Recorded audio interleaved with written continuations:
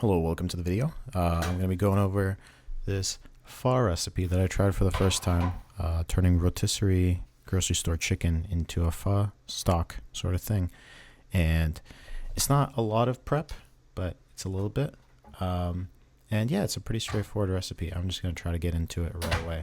So I'm just setting up my station. I got my knife, I got a baking tray, and some of the ingredients. And I'm going to speed through the chopping process a little bit, but basically I'm going to be chopping a little bit of onion, and I'm taking the stalk off, the skin off, sorry, for the stalk. Normally I would even keep something like that because, you know, it's flavor and it's going to be fished out later anyway. As long as you clean the dirt part around the root, then the skin is actually totally fine. A lot of people freeze it as well and use it for stock later, but today, I don't know, I decided not to do it. I chopped off a little bit of the onion as well to be put into the soup later.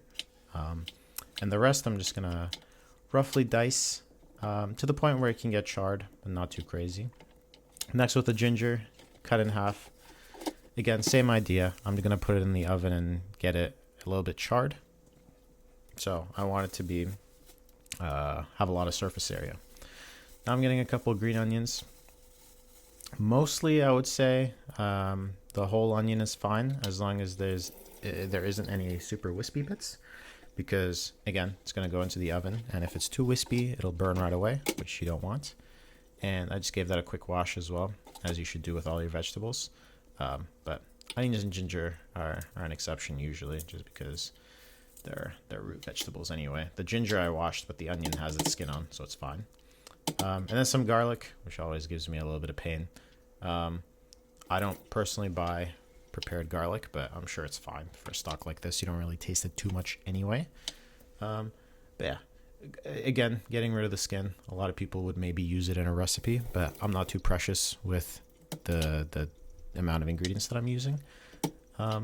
And, you know, at the end of the day, it's like 4 cloves of garlic, and it's going to be serving, maybe it's going to be making 6 servings, so however many people that goes to. And after you throw out your trash, all of that is just going to be put off to the side and then onto my tray, which I'll get to in a second, but just putting that off to the side for now. Giving it a good shake as well. And then, of course, wash your hands.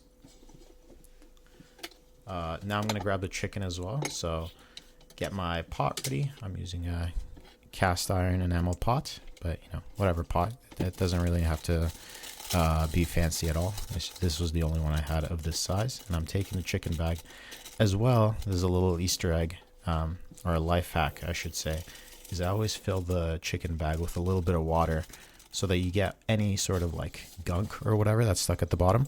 That's really the good stuff. That's all the gelatin and whatever else. And yeah, wash your hands, obviously. I found some butcher's twine as well. That's fairly common in rotisserie chicken that you get from the grocery store. Remove that. Otherwise, you'll just have to fish it out later. And then now I'm just going to fill it with water. Pretty much, you want to go as little as possible, but you still want the chicken to be submerged. And in this case, you can see the carcass is kind of jutting out at the top. So I'm going to fill it for a good amount until the chicken is mostly covered. And worst case, if you end up using too much water anyway, you can always boil it off. It's no problem. You know, it is water is fun that way.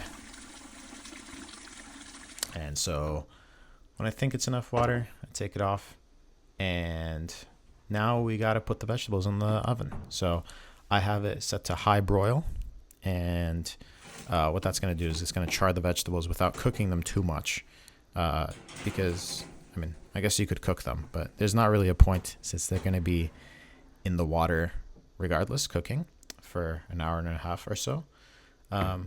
All I want really is that little charred flavor, and that was quite delicious. And now I'm just going to put the chicken on as well and start bringing that to a boil. So that's on high heat.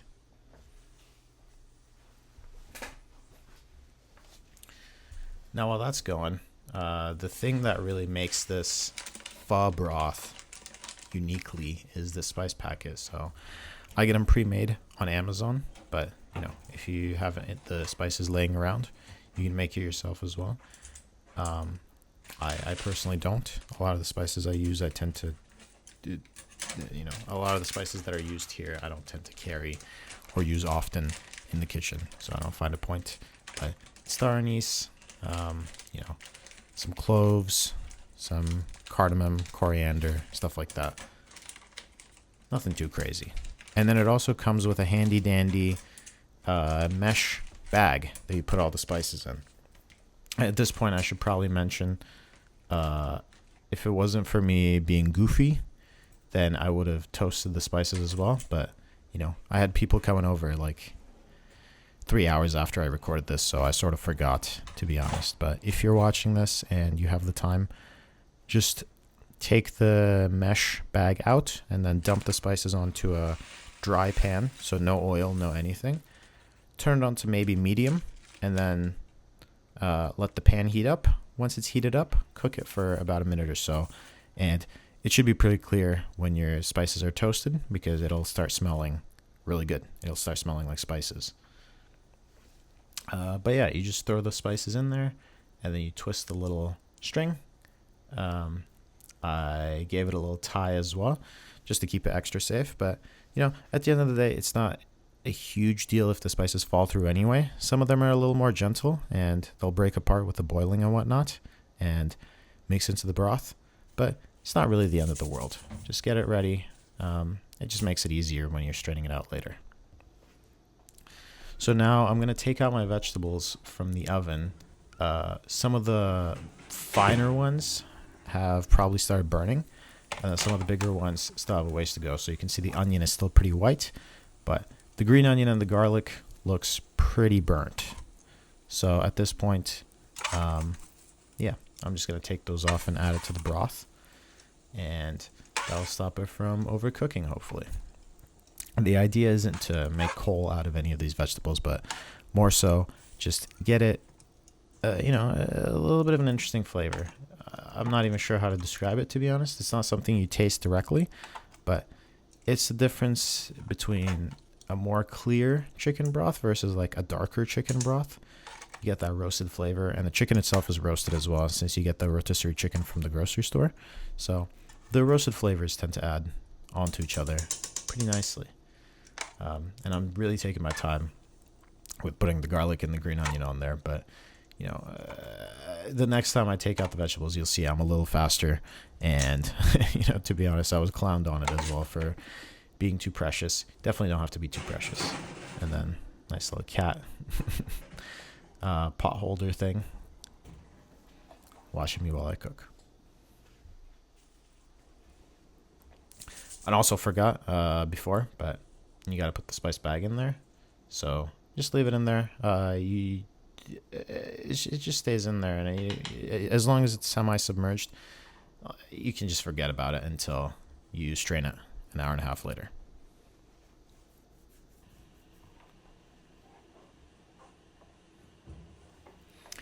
Now I think I've let it go for 5 more minutes, so the rest of the vegetables should be ready. So I take it out. You can see it's got a nice bit of char. Maybe the ginger could use a little more time, but at this point I'm getting pretty impatient. Oh, and there's Hannah to say hi. I think she got a little camera shy. That's okay. Yeah, there you go. She's watching around the corner. Eventually she sees me putting the vegetables in one by one and goes, "Oh, what the hell, I can do this." And then starts doing it with her hands, which, you know, looking back, I don't know if she washed them, so that's kind of gross if you think about it, but that's okay. It's part of home cooking, and everything is boiled anyway, like, it's fine. Worst case, you just eat a little bit of dust or whatever, like, or dead skin or whatever else. I don't know. You know, I don't know if the thing that they say about eating spiders in your sleep is true or whatever, but I don't like being too precious. Obviously, you can see in the video I wash my hands fairly often, but you know, when shit like this happens, it's fine. This is the first time I'm noticing this, by the way, but it's kind of funny. But yeah, she's like, "Oh, whatever, it's taking too long," which, fair enough to her. Definitely too precious with the vegetables. Like, a lot of people even char it whole, or like skip the char entirely. I think probably don't skip the char. Oh, and then she throws some thumbs ups, and then she's gone. Yeah, I wouldn't skip the char, but it's, you know, don't do what I'm doing. The vegetables are probably not the most important part of the broth. But with a recipe like this, it's also important to notice like there's not a lot of ingredients on here. Every ingredient you put in sort of makes sense. And now everything's come to a boil. Everything is looking good. It's all going to incorporate within the next hour or so. If you're a real pho chef here, at this point you would skim the bubbles that have formed at the top. You just keep skimming it until there's no more bubbles, and that'll give you a clear broth. But I personally don't care, and I think it's just a visual thing. It doesn't really add anything to the flavor. So now I've just turned it to a simmer, and you just let it simmer for like an hour or so, and then you have pho broth, and you're good to go. So yeah, thanks for watching.